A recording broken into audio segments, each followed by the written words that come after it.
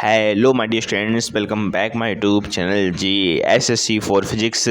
Start करते हैं। आज का टॉपिक मेरे पास है fundamentals of electrical engineering BE 101 201 unit 4 most important question. इसके बारे कुछ नहीं, मैं यूनिट 4 के जितने भी मोस्ट इंपॉर्टेंट क्वेश्चन बन सकते थे मैं सारे क्वेश्चन आपके सामने लेके आ गया हूँ। इसके बाद कुछ नहीं, ठीक है। देखते हैं, मैं टाइम वेस्ट नहीं करता, आपका स्टार्ट करता हूँ, ठीक है। आप स्क्रीनशॉट ले सकते हैं, अदरवाइज टेलीग्राम चैनल ज्वाइन कर लीजिएगा। जैसे आपका 5th यूनिट कंप्लीट होगा तो मैं आपको एक लिंक डाल देता हूँ, उसमें सारी आपको PDF मिल जाती हैं।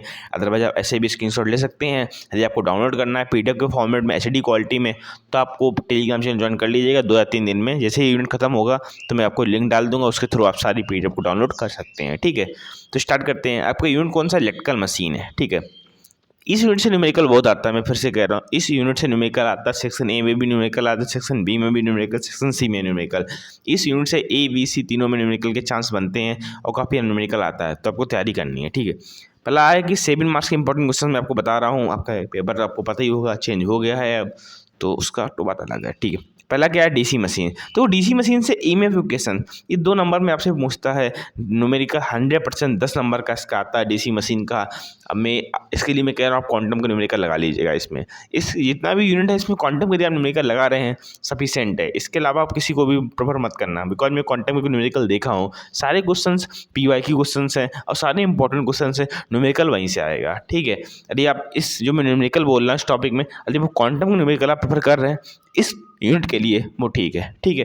आप कर सकते हैं और आप कर रहे हैं, उसके न्यूमेरिकल सोल्यूशन को भी कर सकते हैं, बिकॉज सोल्यूशन भी मैं देखा हूँ सारे क्वेश्चन का सही है, ठीक है। तो आप इस यूनिट के लिए क्वांटम को प्रिपेयर कर सकते हैं न्यूमेरिकल पॉइंट ऑफ व्यू से, ठीक है।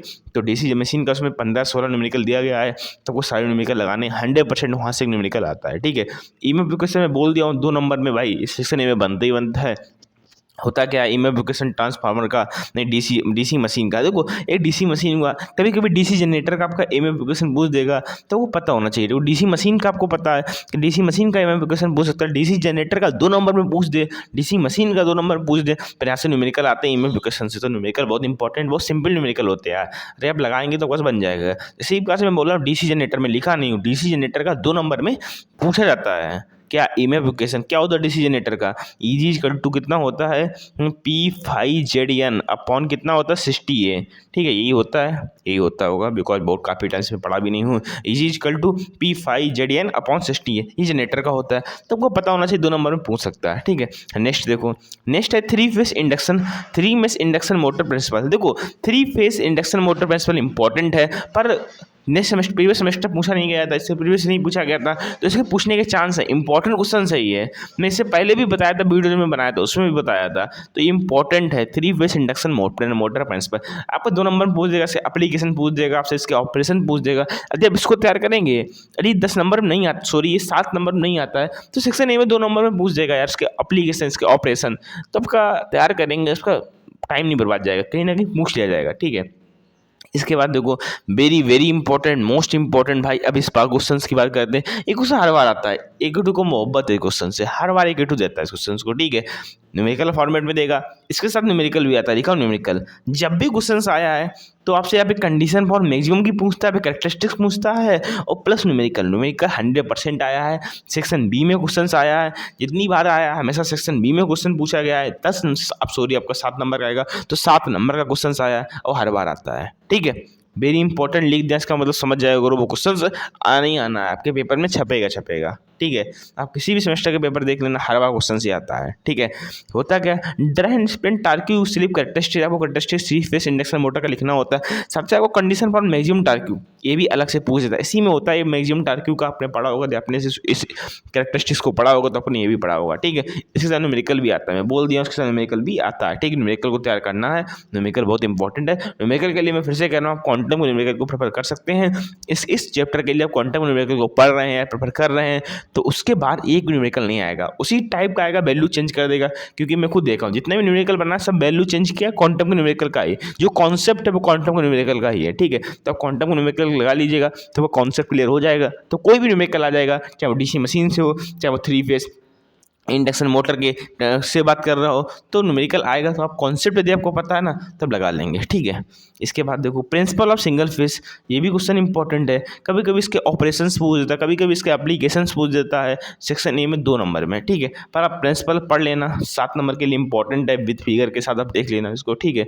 इसके साथ साथ एक क्वेश्चन और आता है, जब भी क्वेश्चन पूछा गया हो सकता है कि अलग से आ जाए, या फिर ये double field revolving theory of single phase induction motor, ये भी क्वेश्चन आता है इसी के साथ, प्रिंसिपल ऑफ सिंगल फेस के साथ। कभी कभी इसको भी टच कर देते हैं, कभी कभी से अलग सेक्शन बी में अलग से दे देते हैं और इसके साथ न्यूमेरिकल दे देते हैं, ठीक है। तो कैसे भी बन सकता है क्वेश्चन, क्वेश्चन बनता है, ठीक है। मैं फिर से बोल रहा हूँ कि इसका सेक्शन ए में भी, इसका इस क्वेश्चन का सेक्शन ए में 2 नंबर में भी पूछ देता है, इसका एप्लीकेशन, इसके ऑपरेशंस, ठीक है। तो क्वेश्चंस बनते रहते हैं, आपको बस तैयार करने हैं। अगर आप इन क्वेश्चन को तैयार कर लेंगे कहीं 2 नंबर में या फिर कभी 7 नंबर में कहीं ना कहीं आपको मिल जाएगा, ठीक है। ये है। इसके बाद 3 फेज, ये बहुत इंपॉर्टेंट क्वेश्चन है, ये बहुत important question, 3 phase synchronous motor. अधिकतर 2 नंबर के लिए इंपॉर्टेंट, पर 10 नंबर में भी पूछा गया, ऐसी बात 10 नंबर में पूछा नहीं गया, 10 नंबर में भी क्वेश्चन, सॉरी 7 नंबर में भी क्वेश्चन आपका आएगा और 2 नंबर में भी आएगा। देखो जब भी 2 नंबर में पूछा गया क्वेश्चन ना, तो बहुत प्रकार से पूछा गया, मैं अभी बताऊंगा, मैं आपको बता दे रहा हूँ। कभी कभी क्या पूछता है कि सिंक्रोनस मोटर और असिंक्रोनस मोटर में डिफरेंस बताइएगा मुझे, वो डिफरेंस पूछ देगा, फिर 2 नंबर में सिंक्रोनस मोटर है असिंक्रोनस मोटर में, या फिर इसके आपका एप्लीकेशन पूछ देगा इसके आपके, या फिर आपसे पूछ देगा इसके एप्लीकेशन पूछ देगा आपसे, या फिर क्वेश्चन काफ़ी प्रकार से बनता है ये, ठीक है। या फिर पूछ सकता है कि why synchronous motor is doubly excited, समझ रहे हैं मेरी बात को।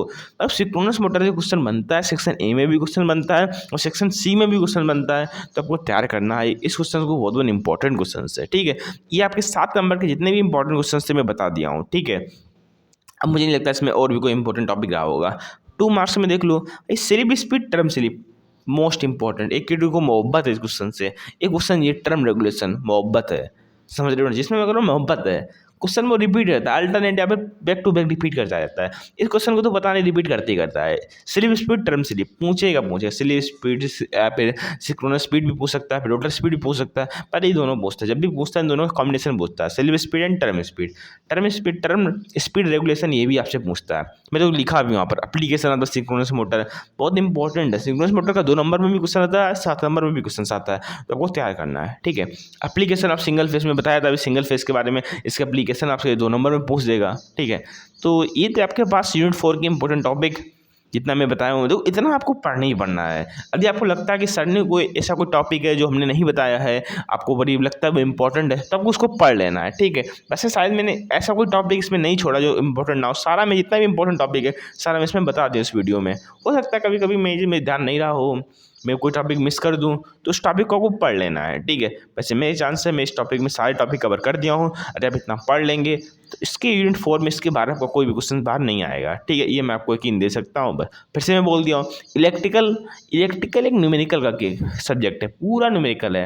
आपका 70 मार्क्स का पेपर होगा जिसमें आपका 50 या 40 मार्क्स का न्यूमेरिकल होगा, तो पूरा न्यूमेरिकल का सब्जेक्ट भाई। न्यूमेरिकल जितने ज़्यादा लगाओगे उतने ज़्यादा प्लस नंबर होंगे आप लोगों के, और जितना न्यूमेरिकल लगाओगे उतना अच्छा नंबर आएगा, ठीक है। तो होप आपको वीडियो अच्छी लगी हो। तो यार वीडियो अच्छी लगी तो क्या करना है, वीडियो को लाइक करना है, शेयर करना है, सब्सक्राइब करना है। जय हिंद जय भारत। होप आप वीडियो को लाइक सब्सक्राइब कर देते होंगे, अच्छी बात है। जय हिंद जय भारत।